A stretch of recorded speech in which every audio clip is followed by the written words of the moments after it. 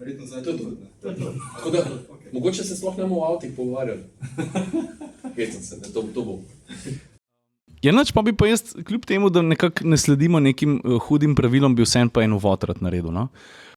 A bomo lučko prižgali? Smo že, ravnokar. Ja. Smo. A je tako? Ja. Okej. Ok, folk, vsi, ki poslušate, tole je nov atmosferski podcast, pa zelo vesel sem, pa brata tudi, da smo našli nekoga, ki mu mogoče lahko rečemo kar partner, nekoga, ki nas je podprl, nekoga, ki je prepoznal kakovost naših vsebin, predvsem podcasta. Ta nekdo je podjetje Petrol.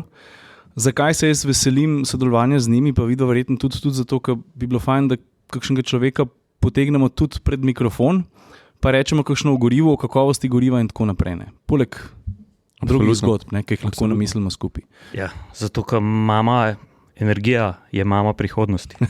Ja, to bomo imeli pa danes še kakšno debato, ne? Kaj zdaj, štrom, bencin, dizel. Ne, drugače pa jaz vem, Jure, ti si, a veš, dogovorjeni smo bili tako, da jaz povem, kdo je prišel kot gost v naš podcast, pa Jure rekel, ga lahko jaz predstavim, tako da Jure, izvoli, kdo sedi z nami? Mislim, oprosti, ampak jaz sem si to res želel, zato ker mi je ta gost vedno znova tako fascinanten. Nisva se srečala prvič danes, ampak res je model. Zdaj, kako ga naj opišem? On je maestro, umetnik. On je človek, ki zna svinčnikom obrusiti veter, pa iz enega surovega materiala, iz kovine, iz jekla, iz aluminija narediti eno najlepših oblik na svetu. On je Robert Lešnik, in on je Mercedes naredil najlepše avtomobile na svetu. Jure, zelo močen začetek. A lahko dodam to, da je Robert, ti si vodja zunanjega oblikovanja pri Mercedesu, ne? Od kdaj? Ja, najprej zdravo tudi od mene, ne? In hvala za tople besede, ne? Mila Skato, seveda. Ja, jaz sem že par let pri Mercedesu, ja, in konkretno od 2014 imam čast voditi zunanji dizajn vseh passenger cars, torej osebnih vozil Mercedesa. Ja. Predtem pa, daj malo povej, no, kje si še bil? Jaz verjamem, da vsi tisti, ki spremljajo ta podcast, pa velika večina je verjetno navdušencev, pa zelo dobro vemo, ali pa vedo, kdo si pa kaj počneš, ampak mrzdo pa prisluhne, zato ker ga zanima malo površno, pa naleti na podcast, pa ga začnejo zanimati detajli. Kje si bil pa prvi, pa kaj si prej počel? Ja, prej sem tudi oblikoval avtomobile, ampak pri drugi firmi. Ne? Začetek je bil v Wolfsburgu pri Volkswagenu, kot velika firma, podobna kot zdaj Mercedes. V taki firmi imaš pač, če si recimo dober, možnost tudi kam drugam pogledati, v kak drug studio, na drug kontinent. Bil sem tudi takrat v Kaliforniji, Santa Monica studio, in tudi v Sitgesu blizu Barcelone, takrat so tudi imeli tam en studio. In zanimivo je, da sem tam recimo spoznal našega današnjega vodjo dizajn studia v Nici. Ja? In sem ga potem pač, se vem koliko, 20 let kasneje omenil in zdaj pač pri nas tudi. In ja, to so bili začetki pri Volkswagenu, 9 let sem bil tam in potem sem tudi recimo krajši stop imel v Frankfurtu pri Kia Hyundai, približno 2 leti, in od 2009 sem potem pri Mercedesu. Ampak jaz bi se mogoče vrnil še mečken nazaj, ker jaz sem bil 18 let pri avtomagazinu in mogoče se ne spomnim se direkt tvojih začetkov, ampak so mi vsaj fantje pravili, da si začel tako, da si celo skice takrat pošiljal na avtomagazin in je Georg Gedel, če se prav spomnim, je ocenjeval tvoje skice. Potem je pa sledila mogoče ena, ne vem, če boš ti rekel, neuspešna, ampak vem, da si se prijavil na Akademijo za likovno umetnost. Kaj se je pa tam zgodilo? Ja, nič, ne? Nič se ni zgodilo. 3 zapore se nič ni zgodilo. Kar je zdaj, če gledaš sve nazaj, super vredo, prav bilo, ne? Pač to mi je mogoče odprlo oči, da pač treba pogledati čez rob krožnika in pač jaz se takrat spomnim, danes sem se tudi pelal iz Maribora v Ljubljano, kaj pa je to 130 kilometrčkov, ne? In še posebej, če imaš dober avto, ne? In In takrat me je nekako bilo strah, ne, se peljati v Ljubljano, to je bilo super daleč, na te spremne drugo mesto, super daleč. Ne. In danes pač na to gledam drugače, seveda, logično.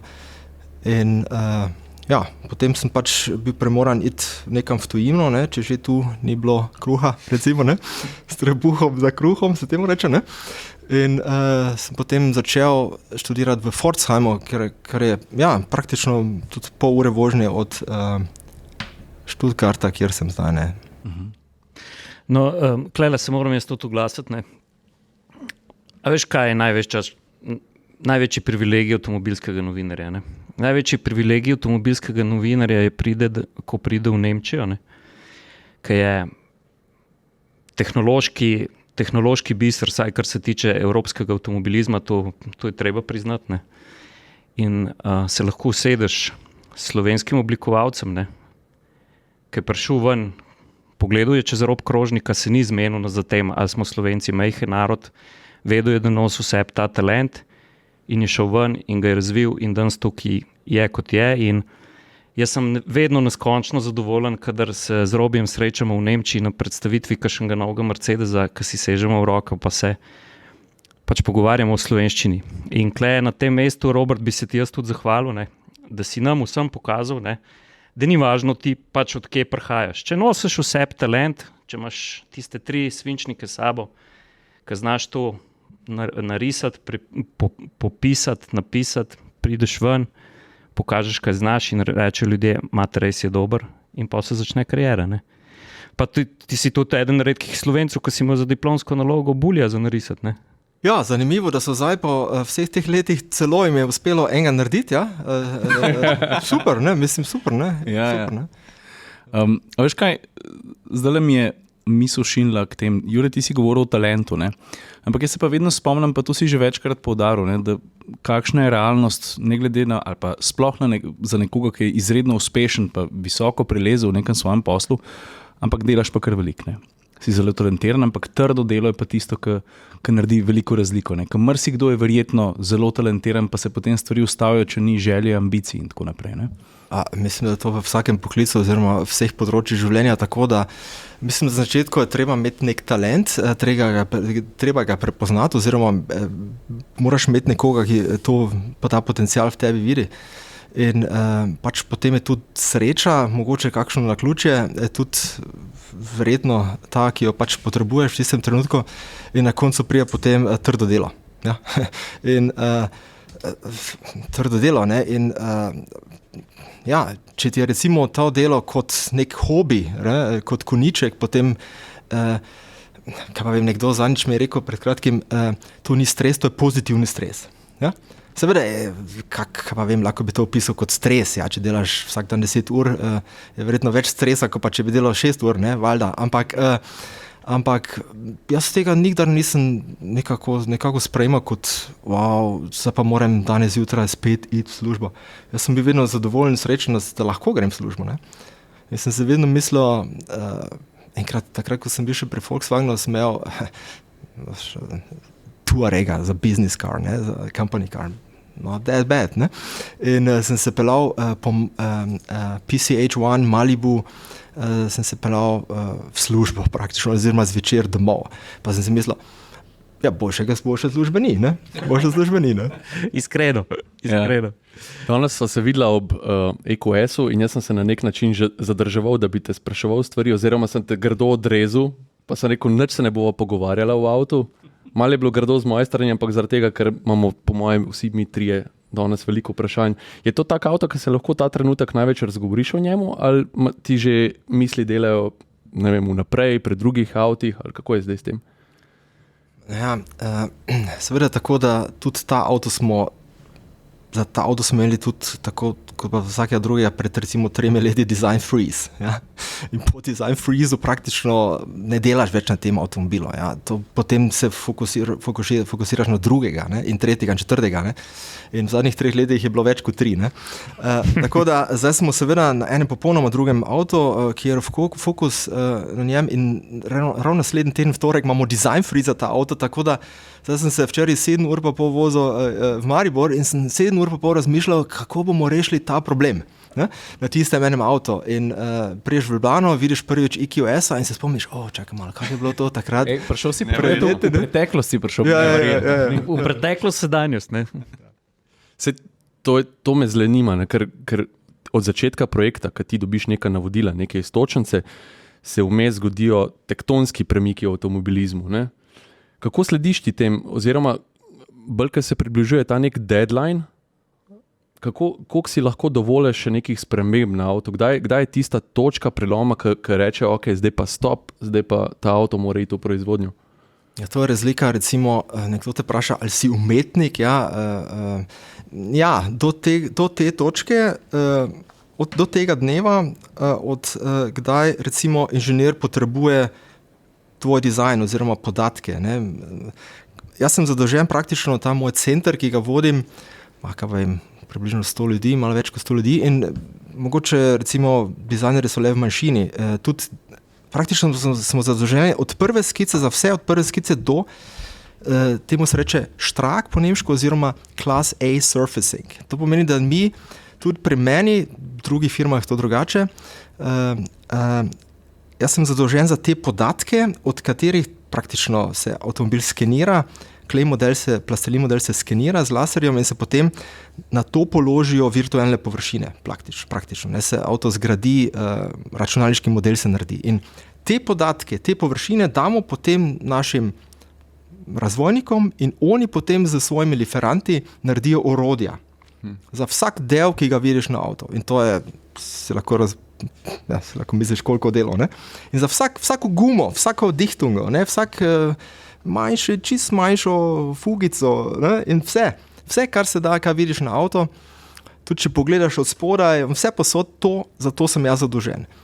In praktično zamisli si, da bi jaz zamudil en dan. Veš, kaj reče moj prijatelj v razvoju? Reče, ok, za en dan bo moj liferant kasneje orodje validiral. Ja? To pomeni, in tretji reče v proizvodnji, za en dan kasneje bo start of production, SOP, ki je terminirana recimo na 5:25. Ja? Reče, ni problema, en dan kasneje. Ne?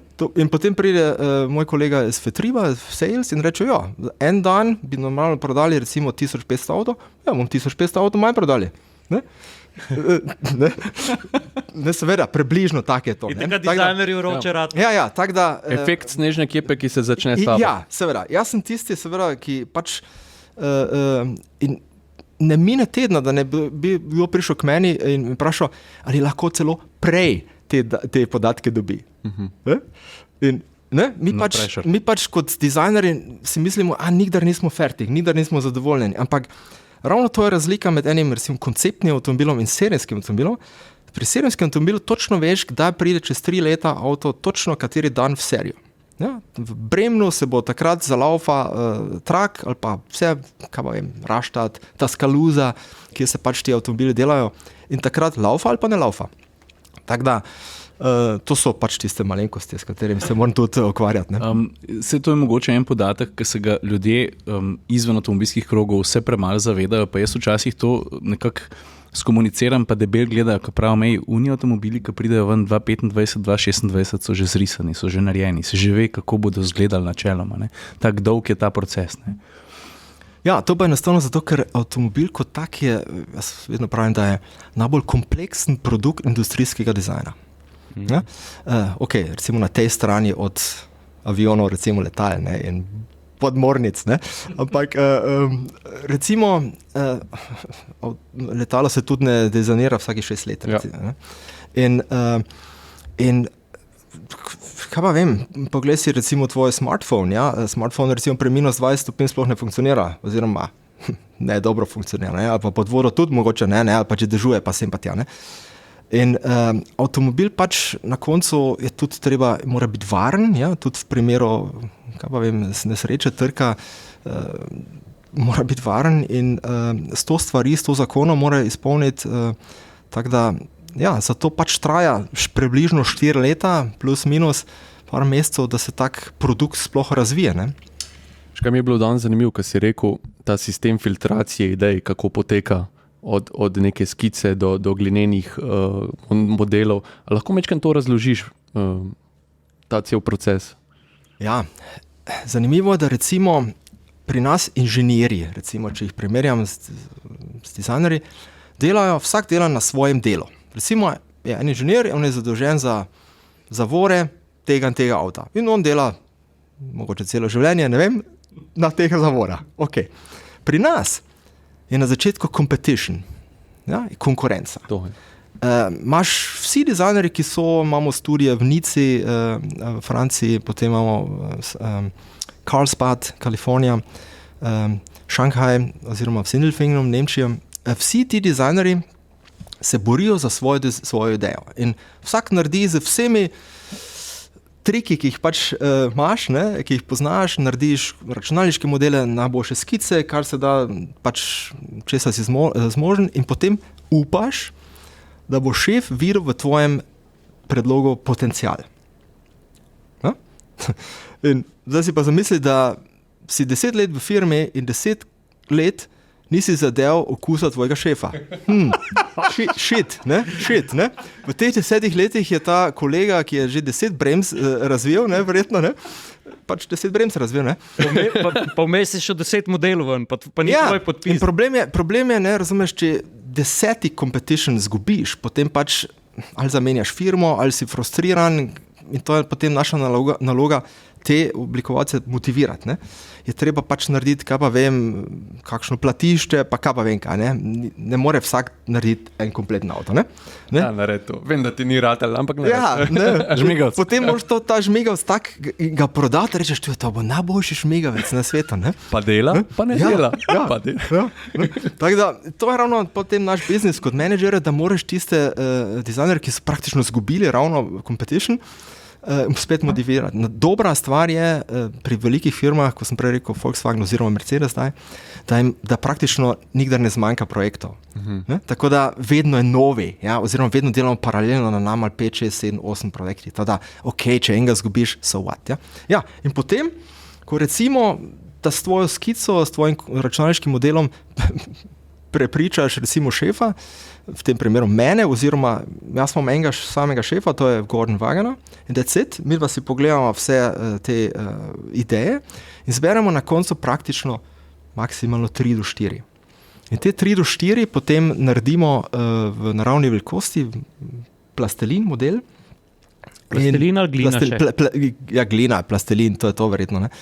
Po slovensko drugače se reče klej. Recimo temu po slovensko plastelin.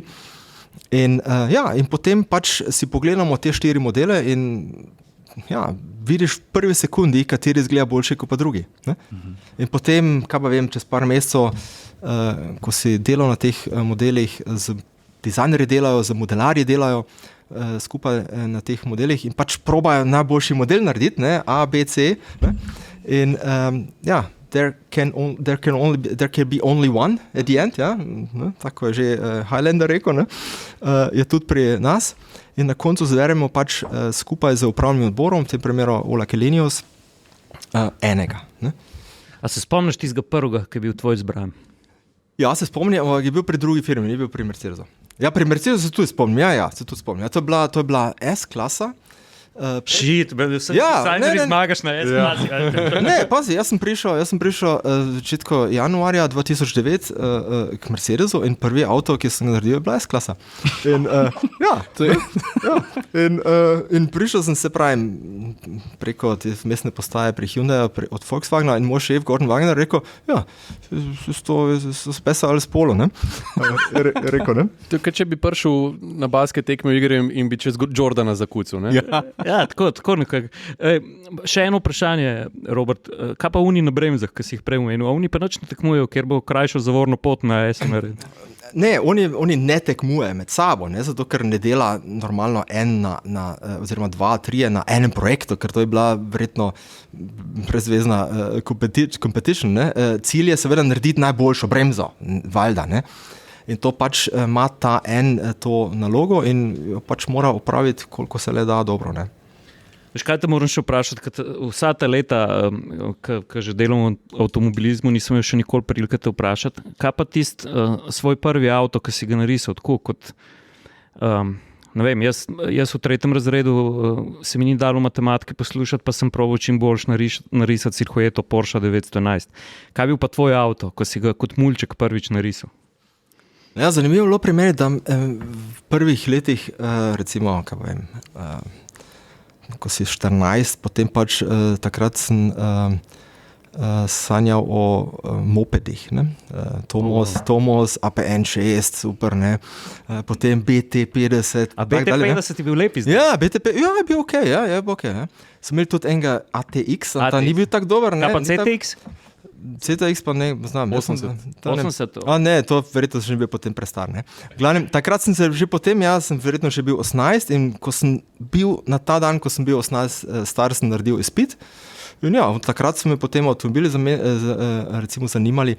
Prej nisem toliko avtomobilov risal, prej sem risal vse tehnične zadeve, od podmornic, vse druge, ampak samo avto ne. Zanimivo, ampak potem pri 18 dejansko sem začel pač tudi risati, ampak to so bili bolj moje kreacije, ni bilo to nekaj, da bi recimo 911 poskušal prerisati. Ja. A veš, kaj se jaz spomnim? 2013 si bil tudi v Sloveniji, takrat je bila premiera tiste tvoje S-klase in se zelo pogosto spomnim na en stavek, ki si ga izrekel znotraj te predstavitve, prav tako za novinarje. Namreč rekel si, koliko je vredna ena pipa v enem finem hotelu, če je zelo lepa, ampak neuporabna. Ne? To se pravi, nekako stremite k temu, da dober dizajn mora biti tudi uporaben. Ne? A pol zgubi dober dizajn vsaj pol čara, če je na nek način neuporabna, ali pa če, veš, zgodba mora biti celostno zasnovana. Ne? Seveda, en moto je tudi form follows function, ampak mislim, da to ni ne velja ena v avtomobilskem oblikovanju. Zato, ker če je bilo tako, potem bi avtomobili pač zelo podobni bili, oziroma verjetno že desetletja enako izgledali. Ne, mislim, da mi rečemo v avtomobilskem dizajnu form follows emotion. Ja? In ta function is given, ja?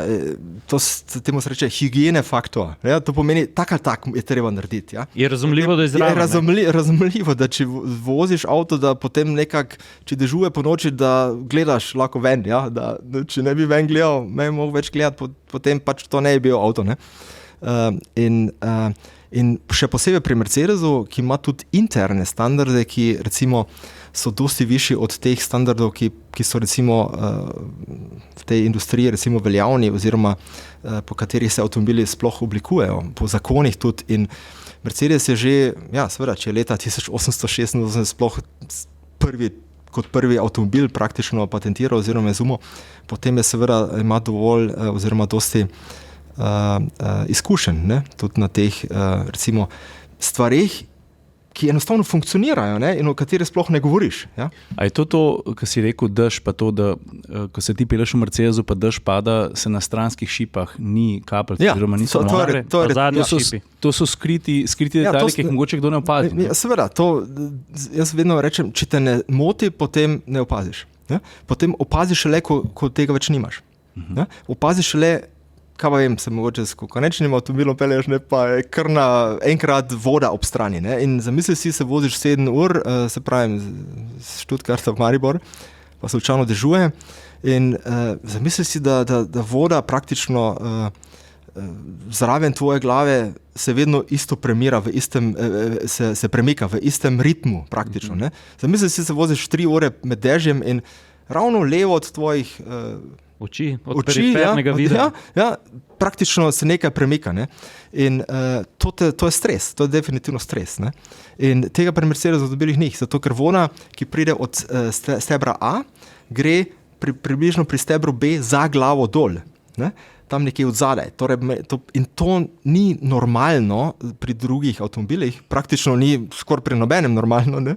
Ampak pri Mercedesu je. Ne? In zanimivo je, da imaš standarde. Ne? Nekdo si je celo napisal, temu se reče one pager, ne? Ima verjetno 2 strani na koncu, ne? ali pa več. Ne? In točno piše, kdaj pod kakim kotom, pri kakih hitrosti in se to in to zgodi. In to je seveda, če imaš 130 let izkušenj, potem pač si verjetno že vse probo, kar se tega tiče. In ti dokumenti obstajajo, ja? To je zelo zanimivo. To sem te še vprašati, ne? Danes si naredil spet zelo zanimivo predstavitev, ko smo bili na slovenski premieri novega Mercedesa EQS. Ne? Sem te hotel glih vprašati o tej tehniški genski banki Mercedesa. Govoril si o tem, da ko so se do sedaj, zdaj imamo vsi zelo, zelo veliko priliko, da spremljamo največje možne spremembe v avtomobilizmu, ko se dogajajo. In ti si rekel, ko so se do zdaj modeli oblikovali, je vedno dizajner dobil nek načrt predhodnika. Ne?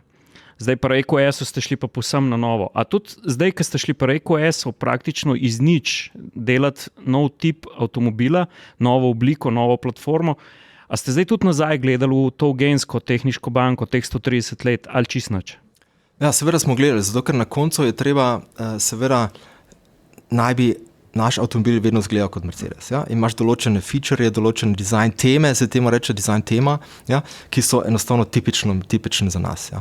Če imaš recimo na haubi spredaj na pokrovu motorja, še vedno, ker motor je še vedno tam, ampak je manjši, imaš te tako imenovane power domes. Ja? Power dome smo ga že v začetku 54, 52 že imeli, 1900, 54 smo že imeli na SL. Ne? SL je imel tudi takrat power domes sprejan na motorhaubi. Ne? In to so feature, recimo, ki jih tudi danes za športne avtomobile še vedno imamo in nima recimo nobene veze z električnim ali pa ne. Enostavno je en interesanten feature. Omenil si, da EQS in sprednji pokrov motorja, kjer ga tam ni, ne? Pravzaprav tega pokrova se ne da odpreti. Pokrov je, ampak se ga ne da odpreti, ja. Okay. A je to na nek način klofuta avtomobilskim romantikom? Mislim, a si imel sam sabo neke borbe pri tem, da si zasnoval tak pokrov, ki se ga ne da odpreti? Ne, mislim, da je to logična rešitev. Ne? Zamisli si, da nimaš... Okay. Danes vsak, ki vozi avto z notranjim zgorevanjem, kolikokrat na leto odpreš pokrov motorja? Verjetno enkrat, mogoče dvakrat po zimi, ker natočiš vodo, ja, za čiščenje šip. Ja, to je pri meni edini razlog. Ja, ne vem, mogoče vi gledate... Če bi imel AMG-ja s podpisom inženirja, ki je delal motor, bi ga večkrat odprl, da pokažem... Zadnjega sem imel AMG-ja in sem prvič pogledal in čez 2 uri sem pozabil, kak je bilo temu tipu ime. Ampak to je okej, ampak ne kažeš ti svojemu sosedu vsako nedeljo. Ja? Ampak me razumeš, a me malo razumeš. Okay. Reč, da me razumeš. Vi mogoče, ja, ker še imate stare avte, ne vem, ampak jaz imam možnost recimo približno enkrat na leto en služben avto si zbrati in jaz se ne spomnim, da bi avto zbral zaradi tega, da bi imel super podpis pod haubo. V glavnem, in enostavno tega motorja več ni bilo in potem smo si postavili vprašanje, približno pred 4-5 leti in zanimivo, isto vprašanje so si postavili tudi kolegi pri drugih znamkah. Zato, ker zdaj 4 leta kasneje so prišli tudi podobni električni avtomobili na trg z podobno rešitvijo. To pomeni, pokrov motorja je pritrjen, praktično se ga samo na servisu da odpreti, ampak za kupca oziroma lastnika ne več. Torej se potem postavlja vprašanje, kje natočiš vodo. Ne? In ja, pri nas je to na levi strani na blatniku, se odpre ena loputica in tam pač natočiš vodo. Naši kolegi vzhodno od Stuttgarta pač natočijo spredaj, tam ko je batch. In zakaj pa ne? Poleg tega prihraniš tudi recimo nastavljanje te zelo kompleksne haube oziroma tudi recimo pri teži šarnirjev, tečajev, tudi lahko kaj prišparaš. Dvoje bantov manj. Ja, in na koncu imaš praktično, mislim, da več recimo pozitivnih kot pa negativnih stvari. Ampak, ko si pa oblikoval sprednji del EQS-a, ker vemo pa, da včasih pokrov motorja iz vidika varnosti, se pravi na letu pešca, ko so bili not pirotehnika... Aktivno, je to še vedno. Ja. A, to pa ima. Ja. EQS oziroma vsi nizki avtomobili, ki imajo pač recimo manj prostora, recimo do trdih delov, ker hauba kot taka je zelo mehka, ja. Ampak problem so trdi deli spodaj, recimo Radaufhängung, tam kjer Kolesa držijo. Kolesa držijo, ja. Sidrišče In to je pri SUV-ju recimo ni takšen problem, zato ker avto kot tak je večji. Ne. Tako da imajo vsi naši nizki avtomobili, recimo EQS, imajo sedan, limuzina, imajo aktivne motorhaube. Ja. In ja.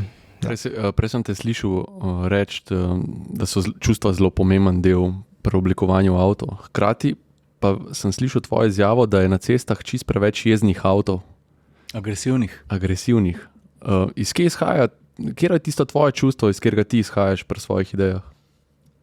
Naja, zanimivo je, mislim, da če odpreš na cesti oči, upam, da to vsi naredijo, oziroma vsa večina, potem verjetno opaziš, kaj v zadnjih letih po cestah vozi.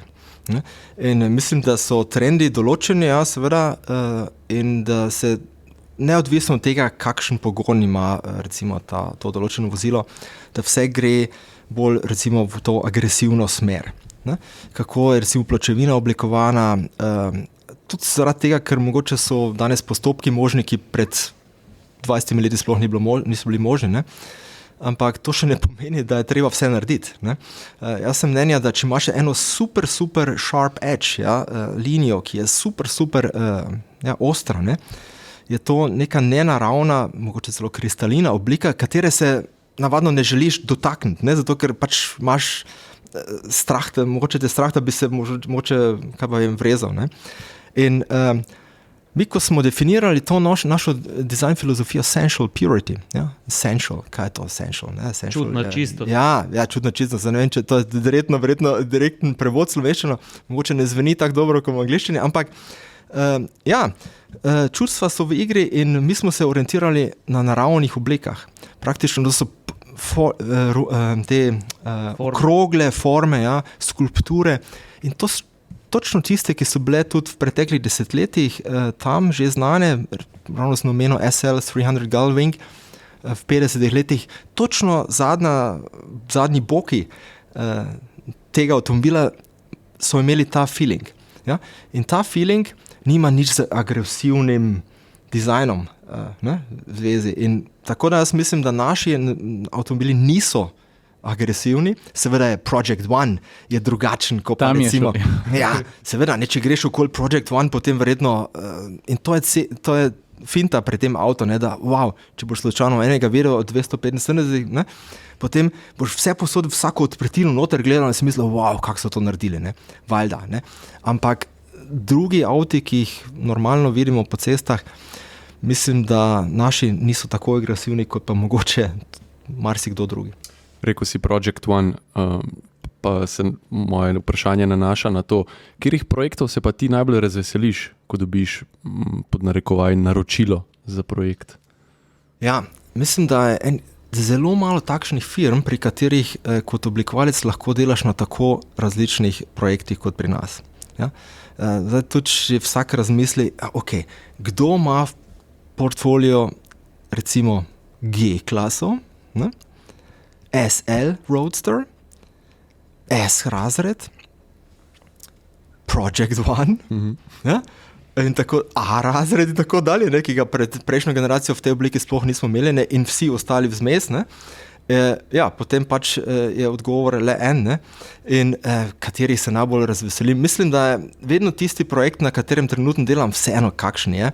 In to A-razred ni manj pomemben, kot pa recimo Project One, je to v mojem fokusu. Ampak kljub temu so recimo projekti kot Project One, tega nismo imeli na vidiku. Ta je prišel in smo rekli, hej, zdaj smo že parkrat zmagali Formula 1, ne, hej, why not, ne? Zajadrimo. Why not, ne? Sicer je na koncu vse skupaj 5 let trajalo ga porihtati, ne, in ker je to neverjeten kompleksen avto, ne, Formula 1 za street legal Formula 1, ne, je to, ampak delati na takem avtu je potem kompleten proces popolnoma drugačen, ne. Tam nismo naredili 4 avtomobile, to smo enega in tega je bilo 95% tehnike, ja. In kljub temu naj bi to izgledalo pač tudi sensual, ne? In avto je zanimivo, predstavili smo ga, mislim, takrat v te IAA, Frankfurtu še, ne? In sem ga jaz imel priložnost, mislim, pri kateri firmi imaš sploh to priložnost, ja? Čakal sem ga. Pazi, ne? Je prišel Niki Lauda, ne? Okay. Prišli so milijonarji, milijarderji, ja, so prišli z celega sveta si pogledati ta avto in jaz sem jim predstavil ta avto. Ne. Jaz sem rekel, ok, avto je iz 2 delov sestavljen. Praktično zgoraj, pokazali smo srebrni model, vse, kar je srebrno lakirano, je Essential Pure Sculpture. Ja. Tiste 4 blatnike, super full round as it gets.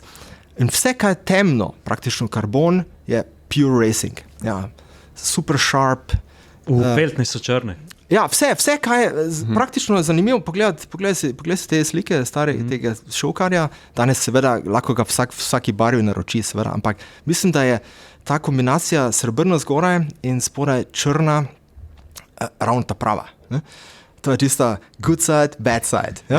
Jaz sem ga gledal prejšnji mesec na 24-urni dirki Nürburgringa, imel Mercedes, ki je bila 50. ta dirka, no pa je Mercedes pripeljal ta avto šovkar srebrno-črna. Pa jaz moram priznati, da se nisem odlepil stran. Po moje 20 minut sem naredil 15 krogov okrog, zato ker avto je nor. Avto je kompleksen tudi v oblikovnem smislu, da se lahko potopiš v detajle. In greš v podrobnosti in si ga kar ne nadeješ, pa kar čakaš, kaj pride za naslednjim voglom in greš 5krat okrog in vedno nekaj najdeš. To je toliko, jaz vedno rečem, zanimivo pri Mercedes dizajnu je ta second read. Ja? Ni to, kar vidiš na prvi strani Automotorsporta, ne? Ampak v internetu. To je to, kar potem odkriješ, ne, s časoma. Tudi, kaj pa vem, po enem mestu, 2 letih še vedno nekaj malega odkriješ. In ta avto je definitivno poln teh second read details, predvsem v tistem črnem področju, ne, v tistem črnem delu avtomobila. A je ta avto tudi na seznamu tistih avtov, ki jih lahko enkrat na leto vzameš? Ne. Ne. Je pa res, ko blatnik njegov pogledaš, se ti zdi, da je narejena porodnišnica za burjo noter. Veš, kaj sem te pa hotel vprašati, ker se mi zdi, da je zanimiva istočnica. Ne? Danes si v Ljubljani predstavil aerodinamično najbolj učinkovit serijski avtomobil na svetu, ta hip. Zdaj pa govorimo tudi o Projectu One, ki ima pa, če pogledamo ta 2 avtomobila, ne? EQS Mercedes proba se čim manj vetru uperati, pri Project One pa ta aerodinamični količnik ni tako dober, ker hoče pa aerodinamiko izkoristiti tudi za oprijem. Kuk je pa klej balansa pol med tema 2, moraš fajn preklopiti. Ja, ravno to, kar sem prej rekel, delaš za eno firmo, ki ima popolne ekstreme v programu. Ne? In to, kar si delal pri enem avtu kot EQS, praktično je popolnoma drugače pri Project One in vseh ostalih tudi. Ne? Tako da ravno to je to, kar je zanimivo. Moš pač preklopiti s tistim trenutkom, ne greš v vetrovnik in pazi, kjer je avto imamo danes tu. Ne? In moš popolnoma drugače razmišljati. Ne? Ni to, da bi imel 3 avte v programu, kot ima marsikatera firma in so pač en je manjši, srednji, malo večji, that's it. Ja? Pri nas je kompletno G-razred. Ne? G-razred smo naredili lani en EQG koncept. Ja? Če ga mogoče kdo videl, oziroma naslednje leto prijem serijo, oziroma leto kasneje prijem serijo. In tisti, ki se spoznajo na G-klaso, G-razred, bojo odkrili neverjetno veliko novih detaljev, ki jih praktično, če v internetu gledaš, to sliko sploh ne vidiš. Jaz sem sedel 45 minut v Münchnu, pa sem ga gledal. Ja. Pa imam občutek, da tudi, ko bo umazan, bo dobro gledal. Ne, pazi, jaz sem bil takrat, ko smo ga predstavili, mislim, v 2016, če se motim, smo ga v Detroitu najprej z Schwarzeneggerom predstavili in potem mesec kasneje v Ženevi, takrat je še bila Ženeva. In je prišel Mark Lichte, ki je šef dizajner pri Audiju, smo skupaj delali 9 let pri Volkswagenu in skupaj študirali Volkswagen, je prišel k nam na sejem in rekel, to pa ste bili hitro fertik. Sem rekel, čakaj Mark, je rekel, se izgleda kot stari. Sem rekel, čakaj Mark, koliko sajta imaš. In na koncu bil 1 uro pri nas na štantu, Mercedes štantu, Audi šef dizajner in jaz sem mu 1 uro razlagal vse te second read details, ja, in rekel na koncu, neverjetno. In to je, mislim, da je to, kar ima Mercedes in malo firm ima v tej obliki.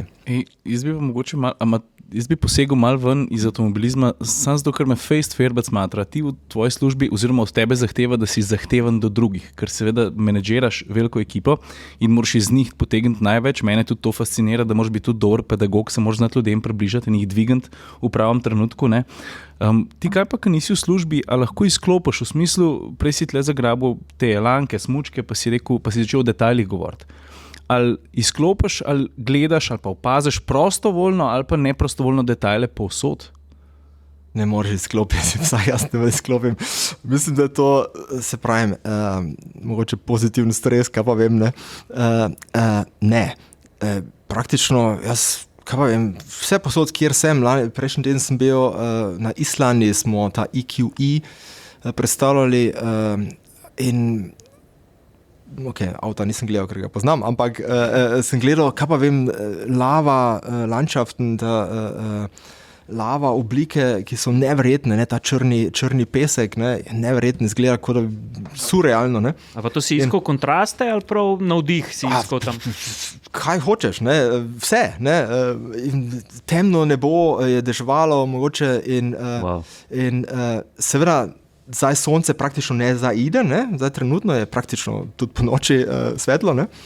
In kljub temu vidiš zvečer poseben žar sonca, recimo eno kaj pa vem, linijo, ki je bila oranžna in potem na horizontu in potem svijo ta lava, pesek in to so neverjetne stvari, ki se verjetno samo tam da videti in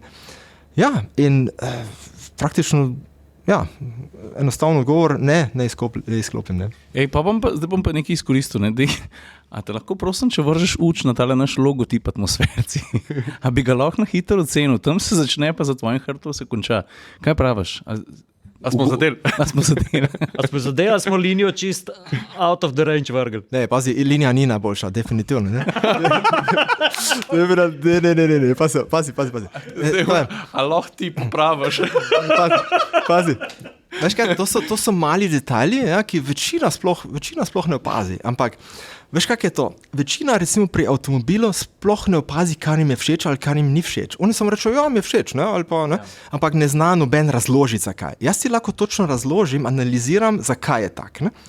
In recimo vaš logo je cool, ne, je ok, ne. Ampak ravno prej smo se o eni drugi liniji pogovarjali pri teh smučkah in je, mislim, da ima isto finto narobe narejeno.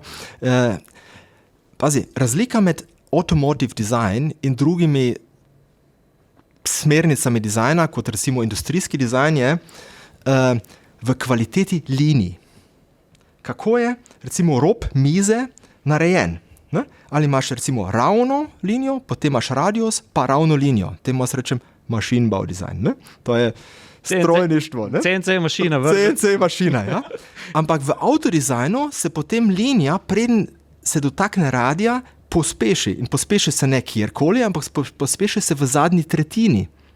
Ja? Moj trebuh je v zadnji tretjini, preden se dotakne radiusa, se pospeši. Ne? In to je ta kvaliteta v detajlu, ja?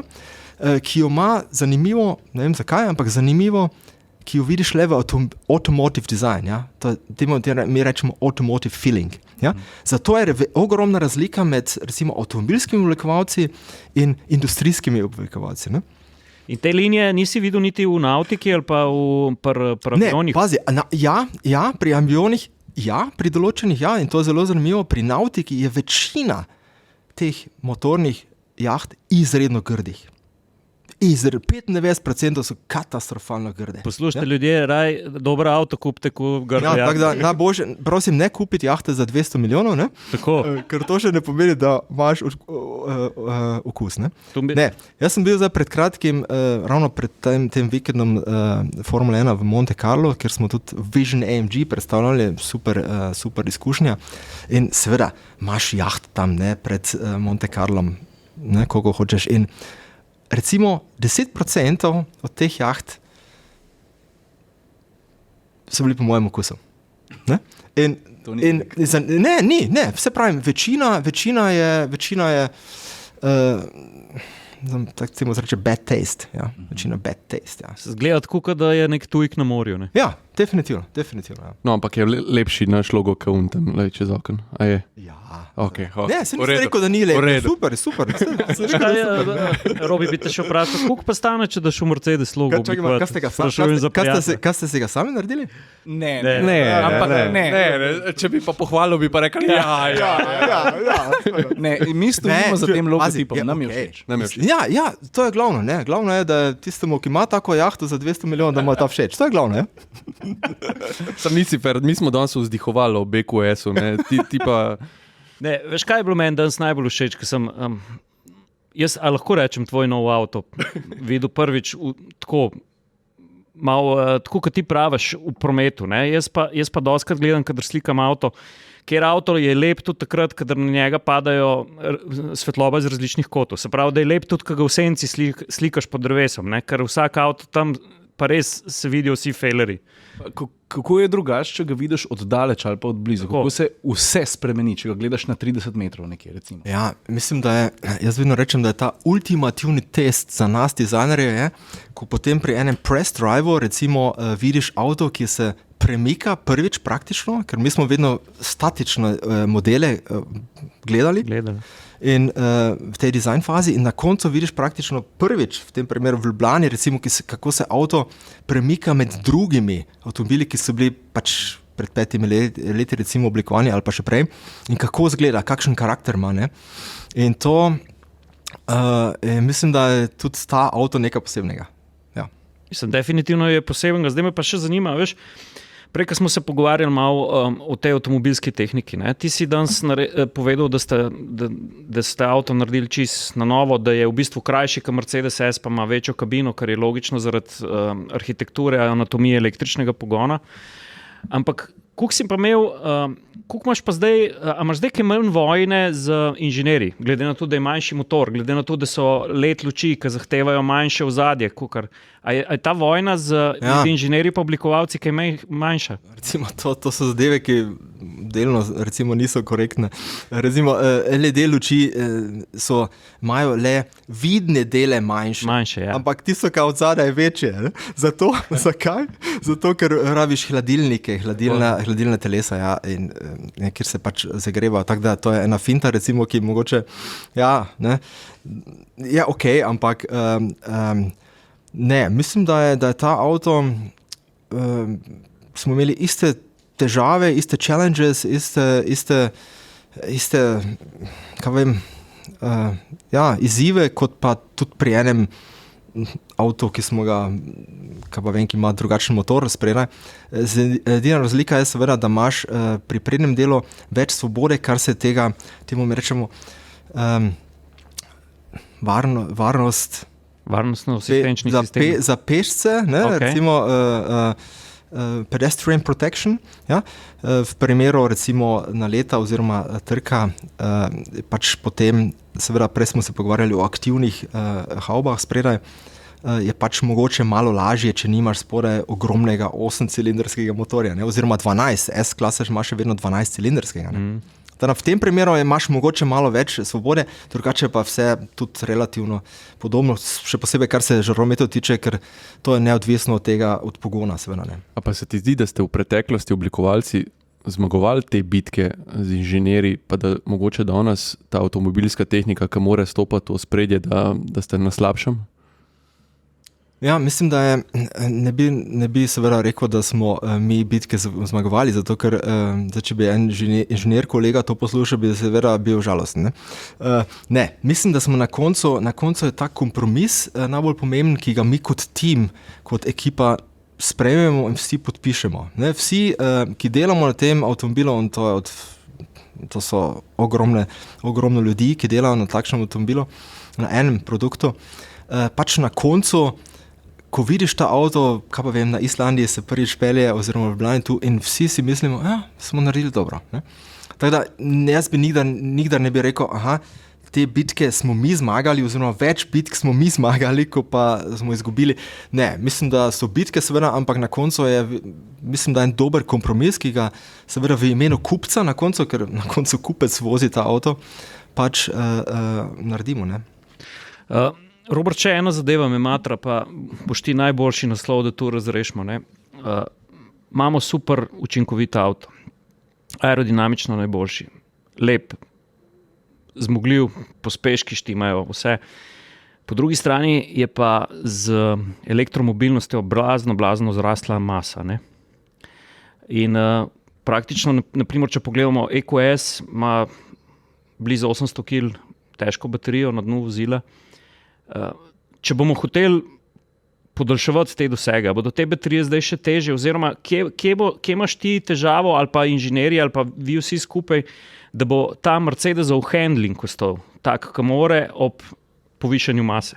Ja, to je seveda ena popolnoma nova stvar, s katero recimo nismo bili soočeni v zadnjih desetletjih. Pride ogromen blok, ne, baterije, v tem primeru imamo, mislim, da 107,8 kWh, ja, kar je, mislim, da trenutno kar ornk, ne, pri EQS-u in je 13 cm visoka. Ne, in to integrirati v en avtomobil ni kar tak. Ne. To v SUV ok, ja, SUV recimo pretty easy, ampak pri en nizek avto, relativno nizek, avto je sicer točno skoraj na milimeter enako visok kot pa S razred, ampak mislim, da ne zgleda tako visok.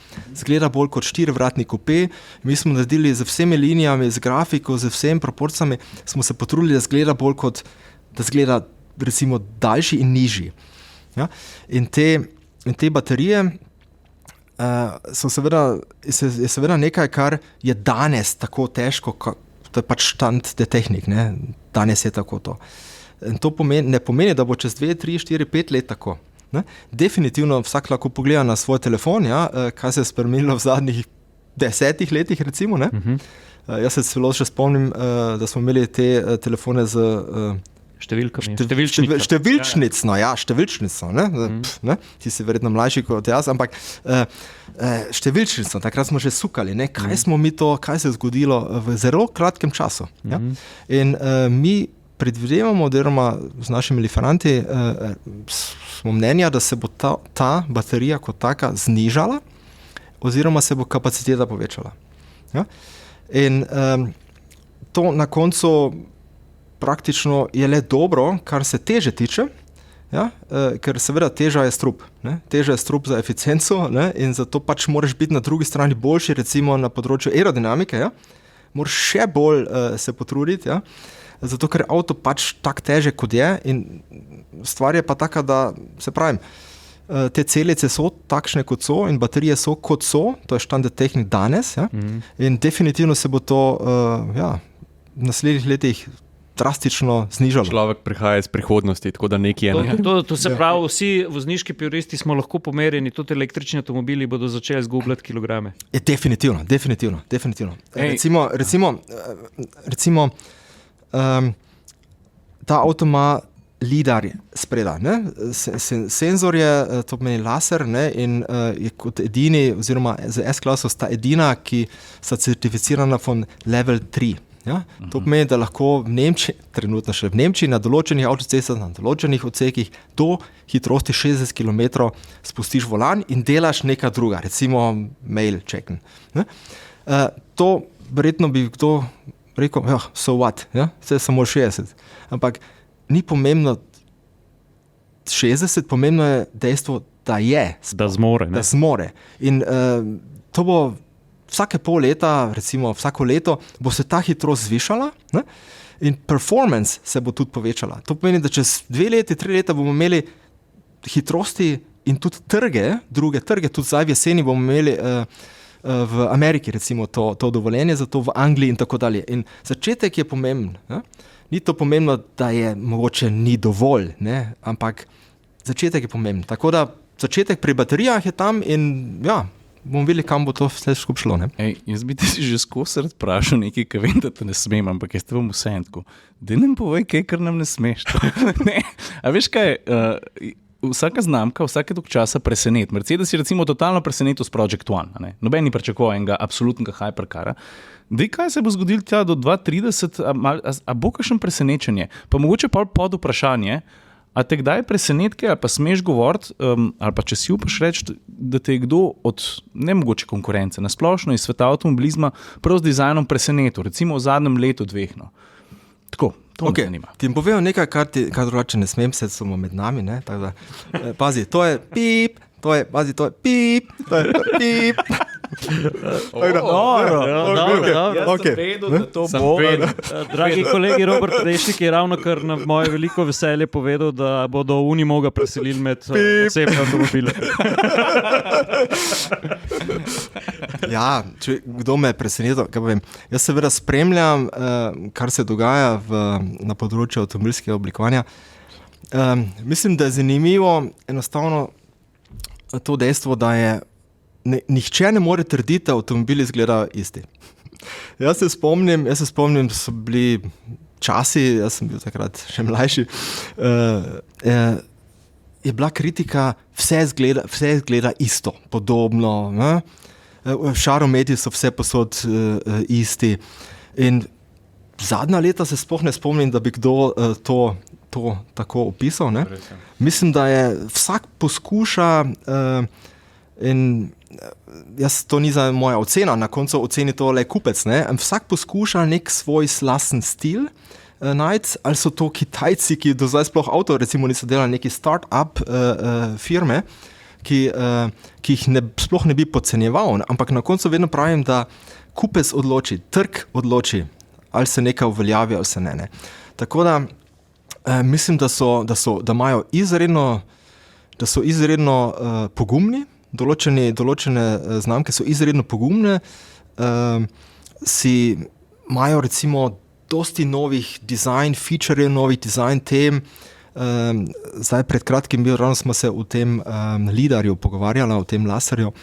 Je bil recimo Lotus predstavljen, Eletre. Ne bi zadelo reklamo za ta avto, ampak zanimivo je, kjer ta znamka Lotus spada k Geelyju.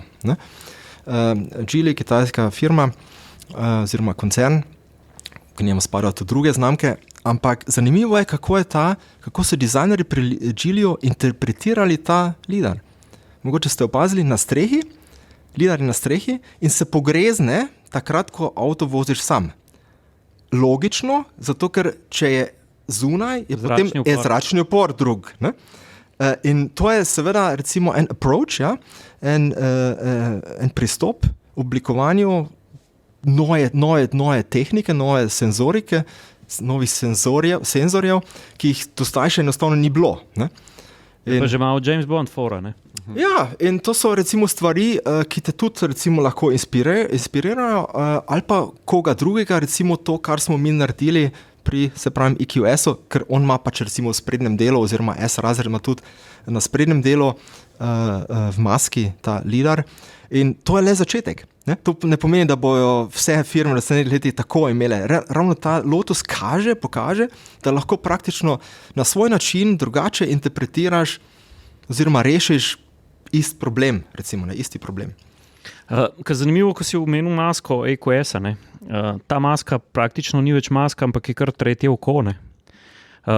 Mislim, da si danes omenil tudi, da ta mogočna zvezda, ki je vedno bila pač ključni element obraza Mercedesa, ni iz kovine, ker bi motila radar. Ne? Kaj je vse za to masko zadaj? Ja, zanimivo je recimo, da če bi v proizvodni si pogledal ta avtomobil brez sprednjega odbijača, potem verjetno ga sploh ne bi deklariral kot avtomobil, ja, ga zgleda kot transformer. Ja? Samo misliš, da začne se premikati in začne živeti, ne? Ker je neverjetno, koliko stvari je pod plastiko, recimo, ne?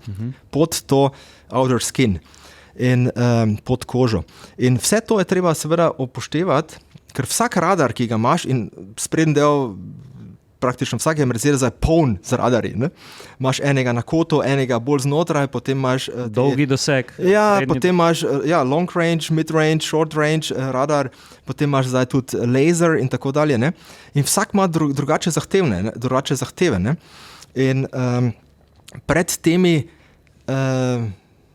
žarki, recimo pred tem snopom, ja, je recimo reče liferant, ampak zunanja oblika mora biti le v tem določenem kotu, pod tem določenim kotom. Ja? In zdaj pač potem dizajner ti rečeš, ja, hvala, ne? Ok, super, ne, samo to sem si želel. Ne? In pač na koncu je naš cilj pri Mercedesu je, da praktično avto zgleda, mi vedno rečemo, it has to be a beauty. Ja? Da je še vedno, recimo, da ni kot nek spaček, recimo, in to ne mislim Citroena, ne, ampak ni nek popolnoma čuden avto zaradi senzorike in bi se potem jaz moral, recimo danes... Da ne zgleda kot Google avto. Ja, bi se danes, ne, da bi se danes mogel jaz recimo braniti, ampak, dragi novinari, ne, je pač tak zaradi teh senzorjev. Ne, kljub tem senzorjem, smo recimo uspeli tako atraktivno vse skupaj oblikovati, da praktično ti senzori sploh ne motijo. Ne? In seveda ta maska pri EQS, ta black panel, mi temu rečemo, ne? Je seveda polna senzorike. Ne? In neverjetno koliko stvari je zadaj. A si veliko avto, veliko voziš? A rad voziš? Ja. Rad vozim, kaj pa vem, ne veliko, bi rekel, mogoče 20-25 tisoč na leto kilometrov, to je verjetno ok, recimo, ne, mogoče malo nad povprečjem, ampak recimo, ja. Zdaj, poleg atmosferskega podcasta, poslušaš kakšno muziko, ali si na radiju, kako izgleda ta tvoja avtomobilska rutina, ali imaš rad tišino pa mir, ali si na telefonu, kako izgleda tvoja vožnja? No? Ali skozi poslušaš aerodinamiko, če je tiho? Ne, pazi, problem je v Nemčiji, da ta coverage, ne, da telefonski domet je izredno slab. Tako da praktično v Nemčiji ne moreš recimo se 3 minute normalno po telefonu pogovarjati, ker zgubiš vezo. Yeah. In to je neverjetno. Tudi internet je zelo šlo. To je kriza polprevodnikov. Verjetno. To je recimo ena super annoying stvar, ne, ki pač te moti. Recimo imaš kaj pa vem, dosti krat telefoniraš pač v avto, ker to je perfekten prostor za to, ne? In pač super, mislim, da je super, ne? Telefonirati v avto, ampak hudiče, če ne moreš, ne? Pride prav tudi kot izgovor. Ni signala. Ja. To se temu reče funkloh, za ne, kako se to reče po slovensko, ne? Praktično živimo v enem funklohu, se mi zdi, ne? Mogoče, tako, Jure te vedno nazaj k Mercedesu pripelje, jaz te pa stran tišim, zato ker imam drugih vprašanj še ful veliko. Pa tudi sem prepričan, da si moral na kaj podobnega že pogosto odgovoriti, no, ampak mene pa vsem zanima, pa verjamem, da še koga. Svet je polnenih ikoničnih oblik, ali pa dajmo reči temu silhuet. Ali je to Boeing 747, ali Eiffel stolp, ali je flaša od Coca-Cola, ne? Pa jaz mislim, da sem te to vprašanje celo že enkrat vprašal, pa te bom vseeno, ker verjamem, da pa koga zanima odgovor, pa dajva to porazdeliti na 2 plati. Katera od Mercedesovih oblik preteklosti se ti zdi mogoče najbolj ikonična, pa katera pa še, če zajamaš, pa mogoče tudi druge znamke, če pogledamo 30-40 let nazaj, oziroma skozi avtomobilsko zgodovino, katera silhueta se ti najprej nariše v glavi? Ja, jaz vedno pravim, da tiste stvari, ki jih jaz sam vidim in jih potem po spominu znam narisati, so ikonične. Če grem recimo, kaj pa vem, pred korono sem bil na Kitajskem, na salonu, Beijing ali pa Šanghaj, in si po 3 urah recimo bil fertik in šel v hotel in si videl 150 avtov in niti enega se ne spomniš, ne? Več, ne? To je recimo ni ikonično, ne? To ni ikonično, ne? In jaz znam to po spominu stvari narisati, znam risati tudi, tako da ne je bilo problema, ampak nisem bil sposoben narisati, ne? To ni dober znak, ne? Definitivno pri nas je najbolj ikonična silueta G-razred. Ja? G-razred pri Mercedesu je recimo, G-razred je, to je, ne? Mi rečemo stronger than time. Ja? In to je ena dizajn ikona, katerih je izredno malo v tem primeru avtomobilskem oblikovanju. Ne? Seveda znaš recimo 911 tudi narisati, ker ima pač ta package kot noben drug avto ga nima, ne? Z motorjem za zadnjo osjo in tako dalje. In G-klasa je najmanj tako ikonična, praktično verjetno še bolj, zato ker jo vsak, jaz sem že rekel pri predstavitvi takrat G-klase, v otroškem vrtcu že zna praktično vsak narisati to kišto. Ne? In definitivno, ne, to je ena najbolj ikoničnih oblik. Tudi pri Suzuki so narisali, ko so to novega Jimnyja naredili. Ja. Ne, pa G-klasa je tudi zato ikonična, ne, da jo zna vsak narisati plesati, zato tudi, ko pride tam, kad sploh ni avtomobilov drugačne. Zna dobro splezati. Ja. Dobro zna plezati. Ne? Cool. Ej, a imamo še kakšno vprašanje? Ja, kdo od nas treh ima najbolj aerodinamično glavo? Ja, ne? Jaz sem Project One, ki imam dosti velik spoiler. Tebe ti šik tlom. Ja. Ja, nič. Koliko časa se pa mi že pogovarjamo, Saša? Daj poglej. Zdaj smo na dobri urci. A to pomeni, da se poslovimo, pa šparamo še kaj za drugič? Zdaj je zadnja šansa. Ne, zdaj jaz moram še Robija nekaj vprašati. Dej. Ne bomo odpirali debato motor z notranjim zgorevanjem, ampak elektrika. Ne, ker smo to že... Ne, sej zato. Robi, kaj je takrat, ko si najbolj lačen, kaj rad poješ? To pa tudi mene zanima. Ja, recimo, zanimivo je recimo, da meni določene stvari recimo niso tako pomembne in moja žena, ki je modna oblikovalka, se pač vedno recimo jezi in reče, pa kak tebi kot kreativnemu človeku recimo hlače niso pomembne, ne? Oziroma, kak ti ni pomembno, da imaš t-shirt neki taki, jaz ga nikdar takega ne bi oblekla, ne? Ali pa, da ti hrana tako malo kaj pomeni. To pomeni, da jaz recimo pojem pač vse, ne? Kar je pač recimo pri roki, ne? Tako da ne rabim zdaj nekaj super, nimam nekih super želj po nekih posebnostih, ne? Ampak čisto enostavne zadeve, ne vem, kako se temu reče, kebab, döner.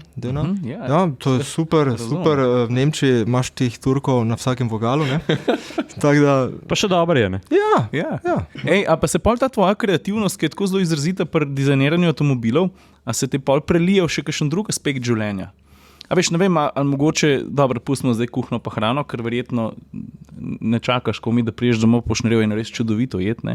Ali pa kaj drugega, mogoče, ne vem, znaš kreativno pa lepo plesati, ali pa karkoli. Ja, ravno to je to, kaj pravim, ne, da moja žena pravi, da vseh teh stvari ne znam, ne. Tako da, ne, jaz sem Navadno je tako, da recimo vikende preživimo v našem stanovanju, počitniškem stanovanju na Bornskem jezeru, tam je tudi moja žena in to je recimo umiritev od tedna, ne, preteklega, je cool, super in ne rabim tam neki super, ne vem kaj, ne. To je čisto okej, čisto vredno. Zanimivo je recimo, da za vse te stvari, kako se stanovanje opremi oziroma hiša, to vse je moja žena. Zanimivo, ona mi pokaže recimo tri predloge, 3 rešitve. Jaz vprašam, koliko stanejo, ne? Seveda, ne? In potem na koncu zberemo isto, najdražjo, seveda. Ne? Pa še nekaj te moram vprašati. Ker imaš ti predstavitev novega modela, ne za ljudi, ne za kupce, ampak za tvoje šefe, ki se zbere nadzorni svet, upravni odbor, karkoli, kot ga imenujemo, tam v Mercedesu imate eno halo 30x50 metrov, ti noter avto postaviš, ker ljudje začnejo not prihajati, pa ti stojiš ob avtu. Ne, takrat je avto pokrit. Ok, ker skriješ avto, a v prvih 3 sekundah vidiš, ali ste dobro naredili, ne? Seveda. To je tako tudi, če priješ, kaj pa vem, prej sem rekel, mi delamo 4 modele, priješ ponedeljek firmo, vidiš te 4 modele in takoj veš, kateri je najboljši. Čisto eni sekundi, ja, to je, temu se reče gut feeling, ja. Potem pač mesece porabiš, da nekoga prepričaš, da je to tako, ampak ta občutek nekako me do zdaj še nikdar ni varal in mislim, da je to praktično v vsakem. Ja? Samo pač drugi, recimo, ki niso avtomobilski oblikovalci, tega ne znajo tako definirati kot jaz, oziroma razložiti kot avtomobilski oblikovalec, ampak ja, ta naš upravni odbor, konkretno Ola Kelenius, s katerim se dobro poznamo, on je bil prej šef AMG-ja, z njim smo naredili GT-ja, ne? Mislim, da je en najboljših avtov, kar smo jih do zdaj naredili v zadnjih 10 letih. Seveda takoj vidiš, ne, tudi po izrazu, ja, obraza, ali jim je to všeč, kar si ravno odkril ali ne. In če vidiš, da nekako gledajo čudno, ne, potem pač se lahko trudiš 5 minut, da jih prepričaš, da to ni tak, ne? Ali pa ne. Ampak ja, seveda, to je tisti prvi vtis, ne? Definitivno ne samo, mislim, da pri avtomobilu, tudi pri drugih stvarih šteje. Ne? Kaj pa, ko zaznaš nek svoj oblikovalski element na avto druge znamke? Kaj je tista prva reakcija? Jeza ali mogoče celo ponos? Ne, mi smo recimo pred kakimi 10 leti smo začeli z eno tehnologijo na sprednji maski avtomobila, temu smo rekli Diamond Grill. Ja?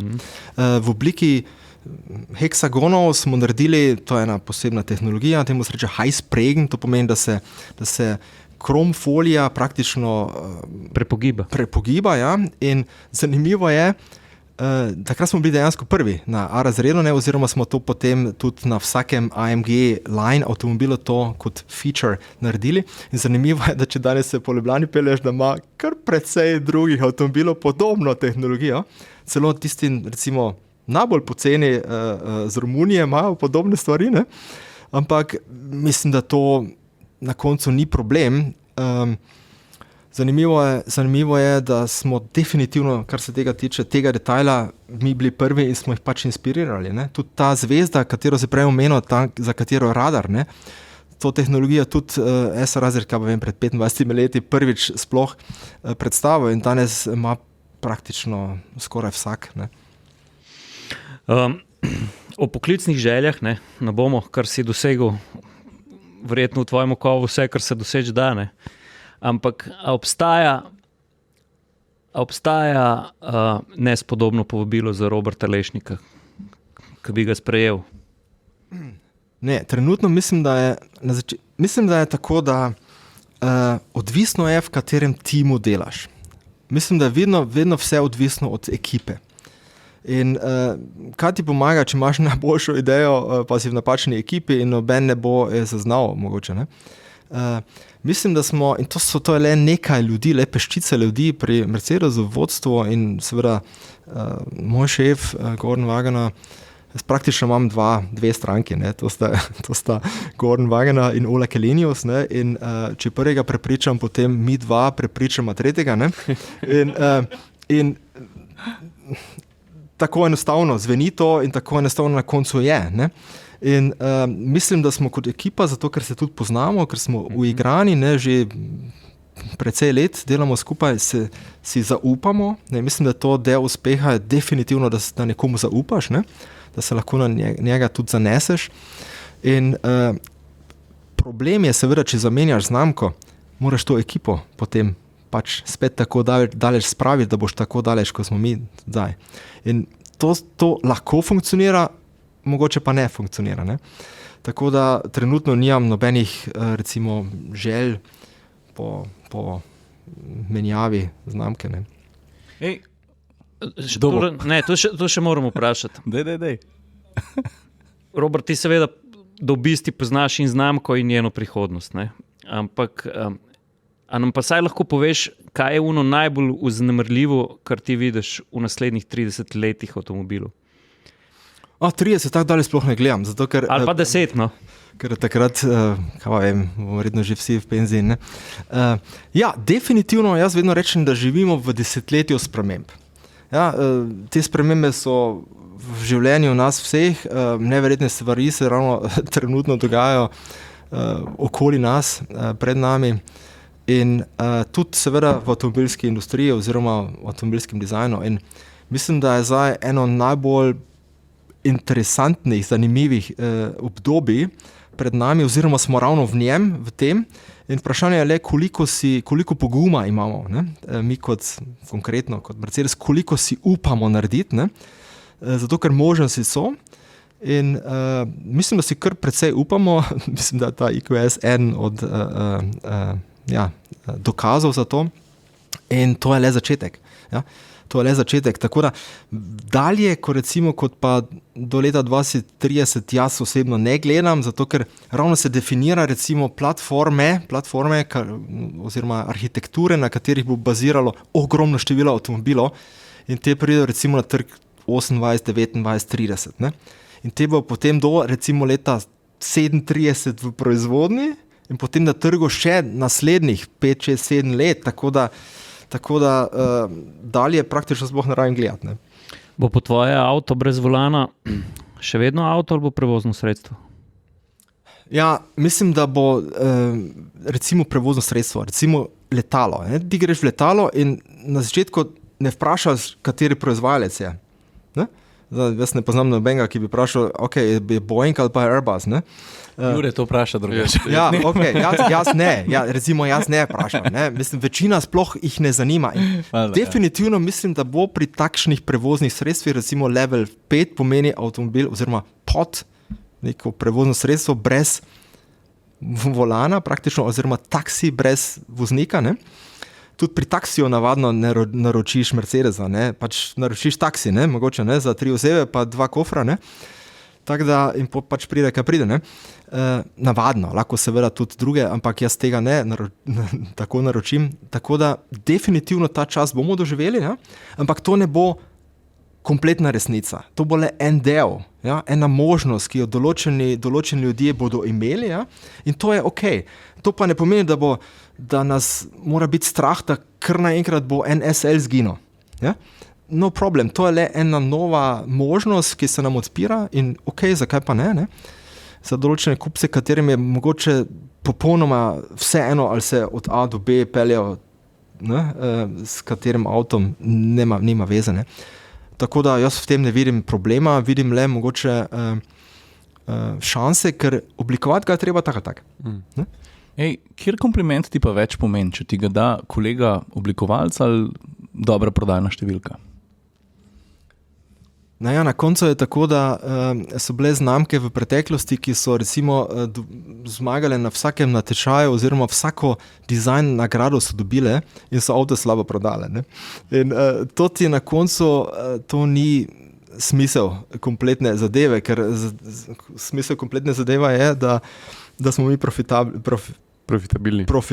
Ja? Da mi delamo določene produkte, da se z njimi oziroma kupci s temi produkti identificirajo, da vidijo določeno vrednost v njih in da vidijo razliko med Mercedesom in drugimi ponudniki. Tako da na koncu je, mislim, da oboje. Ne? Mislim, da je mogoče celo več vredno, če je avto uspešen na trgu. Ja? Je verjetno več vredno, kot pa če dobiš neko nagrado, ki jo pač, jaz imam recimo polne vitrine nagrad, ja? oziroma jaz pač mogoče eno prevzamem v imenu svojega tima, ne? In imam polne vitrine. Vsi imamo pač recimo pri nas v dizajnu polne vitrine nekih nagrad, ampak če gledaš recimo ta nagrada je leta 2003, septembra smo jo dobili, ne? Ok, ta praktično danes ni več nič vredna, ne? Ravno da se prah nabira na nje, ne? To je edino. Ampak če je ta avto iz tistega leta bil recimo dobro prodajan oziroma smo dobili, konkretno bil CLA, ja? In smo za CLA recimo dobili, kaj pa vem, na koncu s to prvo generacijo 70% novih kupcev. 70% novih Taka kupcev. penetracija. In to je vseeno, ali smo dobili isto nagrado za najboljši dizajn ali pa ne, who cares, ja? Mi smo dobili popolnoma nove kupce, ki mogoče tudi celo, to je naš cilj, ostanejo pri nas in so danes mogoče drugo generacijo kupili ali pa kaj pa vem, kaj je C-klasa. Ne? In to je definitivno, mislim, da na koncu večje priznanje. Ja. Vedno obstaja zadnje vprašanje. Ja. Jaz samo še enega, ampak pustimo. Ajde. Ne, kaj me samo zanima, a veš, pač ti si vodja oblikovanja pri Mercedesu za zunanjost, a bi ti bil, mislim, verjetno bi ti bil izziv, ampak kako bi se pa, a te kdaj zamika, da bi se kabine lotil, no, tako? A veš, ker ti gledaš avto celostno, kljub temu, ne? In potem vidiš, kako pride ta poroka skupaj z celim interjerjem, s kabino, s tistim delom, ki ste ga vi pripravili, da si kdaj zaželiš, da bi rekel, super, ampak mogoče bi pa jaz armaturko ali pa en detajl na vratih pa drugače spelo, a te kdaj zagrabi to? Ne, če sem odkrit, ne, zato ker danes je tako, recimo pred 15-20 leti je bilo zanimivo, je vsak oblikovalec delal vse. No, evo, vidiš. Je zanimivo, ne? Ampak stvari niso bile tako kompleksne, kot so danes. Ja. Danes imamo recimo mi 2 tima, 5 ljudi, dizajnerov, ki oblikujejo le žaromete. Žarometi so super, lahko bi doktor Arbeit naredil z njih, ne? Neverjetno kompleksna zadeva, žaromete. Ne? Neverjetno. Mi imamo recimo v EQS-u, o katerem se pogovarjamo, 2,6 milijonov piksel, to je praktično projektor, ne? Lahko film projektor, lahko projeciraš film na tvoja garažna vrata. Ne? In to so tehnologije, ki jih pred 10 leti sploh Schwarz-Weiß, črno-belo. In to so stvari, ki jih seveda takrat, ko je en delal vse, sploh ni bilo. Zato je on zmogel narediti vse. Ja? In danes praktično ne zmoreš, ker delaš 10 ur na dan le na tistem enem žarometu 2 leti dolgo. Poleg tega pa žaromet, vsi vemo, da zdaj nikoli v zgodovini avtomobilizma ni bil tako pomemben iz vidika in varnosti in oblike. Seveda, varnost, prvem primeru varnost, recimo, če se peleš, kaj pa vem, s katerco ali pa z jugecom, 30 let starim. Čeprav katerca je imela bolj kot jugo. Ja, je imela boljše, ampak na enem čist drugem nivoju, no, kjer je bil manj slabši od drugega. Ne, v glavnem, to so stvari, ki jih enostavno jaz ne znam, recimo, oziroma interior, vprašanje je bilo za interior. Tega trenutno ne znam. Seveda bi mogoče bi recimo rekel, se bi lahko to naučil, ampak bi verjetno rabo kako leto, da bi sploh prišel v te detalje noter. Isto bi bilo za mojega kolega v interiorju, da bi vse te zakone, recimo, kar se pri žarometih tiče, spoznal oziroma se naučil, bi tudi rabo določen čas. In to ne pomeni, da tega izziva ne bi sprejel, ampak trenutno mislim, da smo tako, ko smo postavljeni vsi v naših položajih pri nas, pri Mercedesu, zelo efektivno postavljeni in mislim, da to tudi potem pač rezultati potrjujejo to tudi. Ne. Saša, daj ta zadnje vprašanje. Zadnje vprašanje. Kjer je bil tvoj prvi avto? A prvi avto je bil Jugo 55. A imaš kakšno zgodbo? Zgodba. Seveda, prvi avto je seveda nekaj posebnega. Ne? Pač, se lahko prvič, ko si 18 let star, pelješ. To je zanimivo, recimo, da današnji mladina, moj sin je ravno pred enim mesecem naredil ta izpit, zato ker smo mi rekli, da ne naredi. Ne? Ni zato, ker je on hotel tega. To je bilo, jaz sem takrat hotel, jaz sem sam šparal denar in tako. Ne? In to je bila moja želja. In to se je spremenilo. Ne? Seveda, če v nekem urbanem okolju danes živiš, mogoče je seveda avto le viden kot strošek, ampak jaz ga še vedno vidim kot nekaj drugega, nekaj posebnega. Drugače, verjetno ne bi bil pravi na tem mestu. Hvala Bogu, da ga vidiš tako, kot ga vidiš. Valjda, in mislim, da je takih ljudi še dovolj, da tisti ne bojo enostavno izumrli.